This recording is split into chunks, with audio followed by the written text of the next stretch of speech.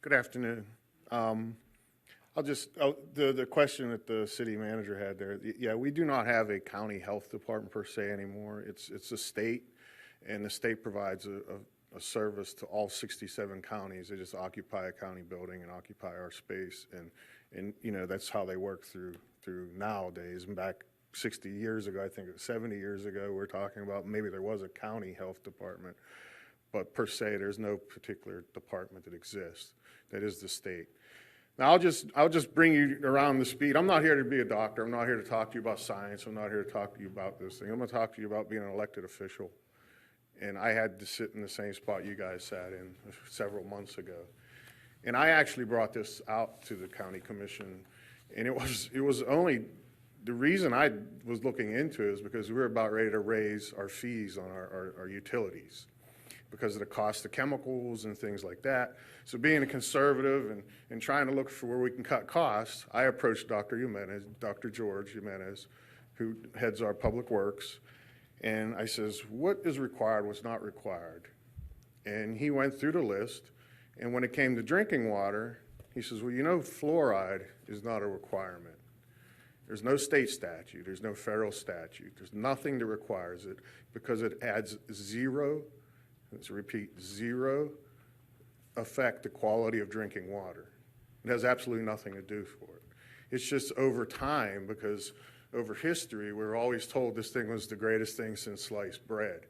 You know, that it came around and some doctor discovered it, or scientists in some small village somewhere where they naturally had it in their water.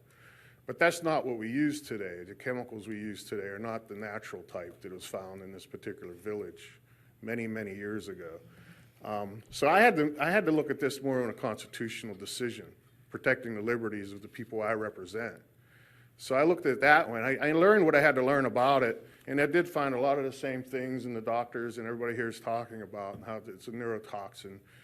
And the fact that it is not a requirement, it's not statutorily driven, it adds zero value to the quality of the water. It is purely a medical treatment for oral health. And that being said, we had an ordinance that we had already passed, which you have a copy of there, which basically falls on the line of consent. And it falls under the state consent statute, which I believe you have a copy of. So in reality, I'm not in a position, I'm not a doctor that's going to tell you that I'm going to give you some sort of medication or some chemical for your health. I'm not in that position. I'm an elected official to protect your liberties and your rights. And when I have people out there that don't want this in their water supply, I had to make a decision that I have to protect their liberty, and I have to make judgment into the direction of not doing this anymore. And you know that the board decided not to put the fluoride in the water anymore. And I'll just bring this full circle with the, you know, like, greatest thing since sliced bread. We've all said it a million times, right? Well, we found out slicing bread is probably the worst thing you can do to bread. Because once you break the crust, we have to put additives in it, preservatives, because it will just rot on the shelves. So sometimes we learn over time that it's not always the best thing. So, but I solely did this because I felt my constituents, I had to make that decision to protect them and their liberties. So, good luck. Thank you. Our next speaker is